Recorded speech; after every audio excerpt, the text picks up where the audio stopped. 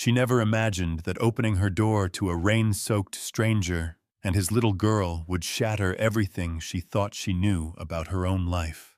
In a single night, compassion turned into a secret that tied her to a battle for love, justice, and survival. But when the truth came crashing down, that the weary single dad she sheltered was about to become her new boss, the entire story twisted into something no one could have predicted.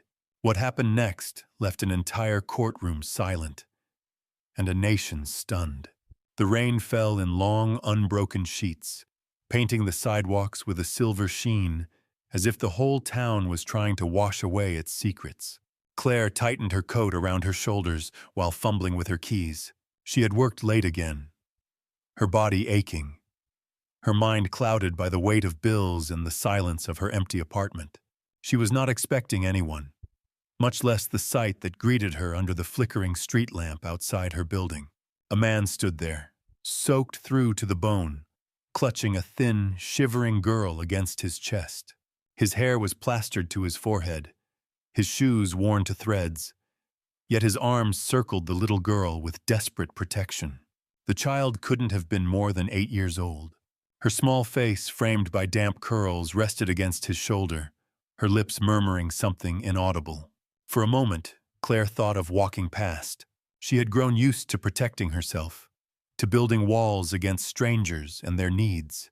But there was something in the man's eyes when he looked up, a mixture of exhaustion, pride, and fear that rooted her to the spot. "Please," he whispered, his voice hoarse but steady. "We just need somewhere warm." Just for tonight. Claire hesitated. Her heart tugged between caution and compassion. She had no idea who he was, no idea if letting him in would be dangerous. Yet the sight of the little girl trembling, her lips turning pale from the cold, pushed every hesitation aside.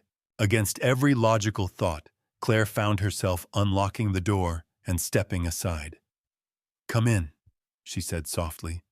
"Just for tonight." Inside, the warmth of her modest apartment wrapped around them. The man, Michael, he introduced himself, lowered his daughter onto the couch. Lily's eyes fluttered open, wide and curious, scanning the unfamiliar room before landing on Claire. There was no fear in them, only a child's innocent relief. Claire busied herself with towels, the kettle, the old blanket she kept folded at the edge of her bed. She noticed the faint smell of soap clinging to Lily's shirt, as if Michael had tried to scrub it clean with his bare hands. The scent mingled with the aroma of chamomile tea filling the kitchen, creating an odd but comforting atmosphere. When Lily finally smiled through her exhaustion, Claire felt a pang deep inside her chest. It had been years since anyone had smiled at her that way, without expectation, without pretense. As Michael thanked her, his voice steadier now, Claire saw more clearly the lines etched into his face. He was not much older than her, yet grief seemed to have carved valleys into his skin. He spoke little about himself, only that his wife had passed away and that he had been doing everything he could to keep Lily safe. His words were simple, but the weight behind them pressed into Claire's heart like a heavy stone. Later that night, while Lily drifted into sleep on the makeshift bed Claire had prepared, Michael sat silently by the window, staring out at the rain. Claire watched him from the kitchen table, the steam from her untouched tea curling into the dim light. She noticed his hands, large, scarred, strong yet trembling slightly, as if he was holding back storms no one else could see. He caught her gaze once, and for a fleeting second, the room felt unbearably raw. Two people, strangers bound by circumstance, sharing silence that said more than words ever could. Before sleep claimed Lily, she reached into her small bag and pulled out a little trinket, an uneven bracelet made of string and mismatched beads. She held it out to Claire with sleepy determination. "For you," she murmured, her voice like a fragile whisper. "So you don't forget us." The bracelet was rough, imperfect, yet as Claire slipped it onto her wrist, she felt an odd warmth spread through her chest. It was as if this small gesture carried more weight than any jewel ever could. She promised silently She would not forget this night, though she could not have known how deeply it would carve into the rest of her life. When the clock struck midnight, the rain eased into a drizzle. Claire stood at her window, watching droplets slide down the glass like tears refusing to fall. Behind her, Michael sat with his daughter in his arms, his chin resting lightly on her hair, his eyes closed in rare, fragile peace. For the first time in a long while, her apartment didn't feel quite so empty. But what Claire could not imagine, what none of them could, was that this man, this weary single father she had opened her door to for one night, would soon step into her life again, not as a helpless stranger in the rain, but as the new boss of her company. The fluorescent lights of the office flickered above as Claire hurried through the hallway, balancing a stack of folders against her chest. Mondays were always chaotic, but this one carried a strange unease she couldn't quite name. Her mind drifted back to the night before. The rain, the quiet gratitude in Michael's voice, the weight of Lily's bracelet still circling her wrist. She shook her head, reminding herself that the world of late-night strangers and the world of her corporate job could never overlap, or so she thought. The conference room buzzed with chatter as employees gathered, speculation filling the air about the company's sudden leadership change. Claire slid into a chair at the back, adjusting her blouse, trying to disappear into the crowd. Then the door opened. Her breath caught in her throat. Michael walked in, his presence commanding despite the weariness etched into his face. He was no longer the rain-soaked father seeking shelter. He was introduced as the new chief executive officer, the man tasked with reviving the company's fading reputation. For a heartbeat, the room seemed to vanish around Claire. Only the memory of his trembling hands by her window the night before remained. Their eyes met briefly, his widening in recognition, hers narrowing in disbelief, and then both looked away as if afraid of what the moment revealed. The day unfolded like a dream she could not wake from. Claire's tasks, once routine, now felt like threads binding her to a story she hadn't chosen. At lunch, whispers rippled through the office. Michael was the late husband of the previous owner's daughter, a man who had walked away from wealth after her death to raise his child alone. He had returned not by choice, but because the board had summoned him during a bitter legal dispute over control of the company. Claire listened in silence, her fingers brushing against Lily's bracelet. She wondered what kind of storm he was stepping into, and why fate had entangled her so deeply in his path. That evening, Claire found herself in the quiet of the office kitchen when Michael entered. The sharp scent of coffee mingled with the paper dust air. He hesitated before speaking. "About last night," he said, his voice lower than before, vulnerable despite the title he now carried. "Thank you. You didn't have to let us in." Claire wanted to say something casual, something safe, but the words tangled in her throat. Instead, she managed, "Your daughter, she's wonderful." The corners of his mouth lifted faintly, a smile weighed down by everything unsaid. Then his expression grew darker. "They're trying to take her from me," he confessed. "Not just the company, Claire. Lily, too. Her grandparents believe she belongs with them, to protect their name." His eyes burned with quiet fury, yet beneath it, Claire heard the echo of fear. That night she couldn't sleep. She replayed his words over and over, feeling the invisible thread tug tighter between them. She remembered Lily's laughter, her small hand clutching the bracelet she had given away. Claire wondered how a court could ever measure a father's devotion, how wealth and influence could stand against love. Her own childhood memories surfaced. Lonely nights, unanswered questions, the ache of being unwanted.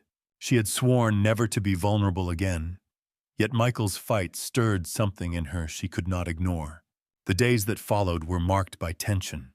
Legal documents circulated, lawyers filled the hallways, and every meeting felt like a battlefield disguised in polite language.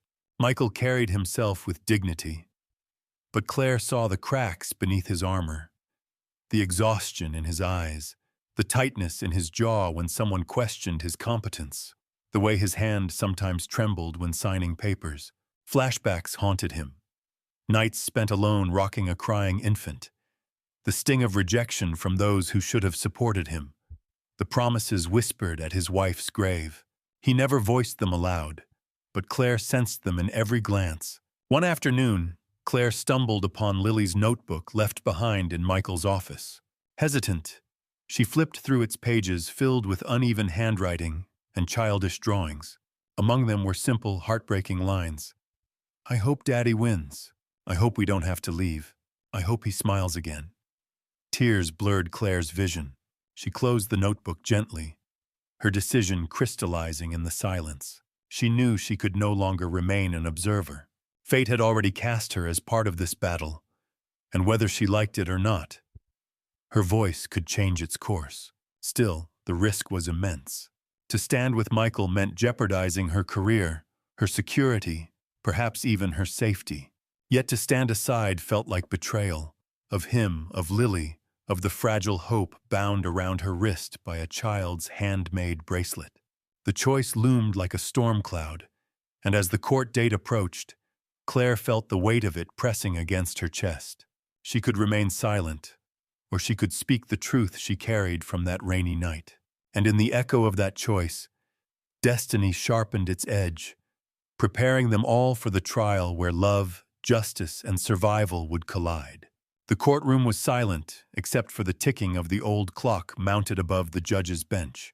Claire sat on the wooden bench, her palms damp against her skirt, her heart racing so hard she feared everyone around her could hear it.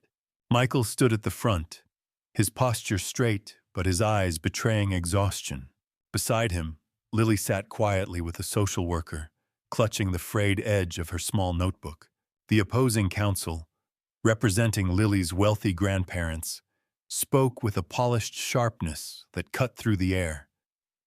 "This man," the lawyer declared, pointing at Michael as though he were a criminal, "has no financial stability, no proven capacity to maintain the lifestyle this child deserves. Our clients offer security, education, a future free from uncertainty." Michael's jaw clenched, but he said nothing, waiting for his attorney to respond. The lawyer's words echoed like a gavel inside Claire's chest.